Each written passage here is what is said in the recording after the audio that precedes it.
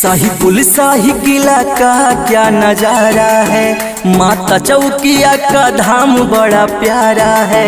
सबका से नीक जिला जौनपुर हमारा है, सबका से नीक जिला जौनपुर हमारा है।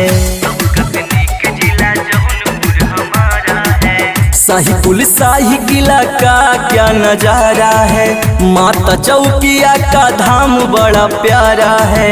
सबका से नीक जिला जौनपुर हमारा है,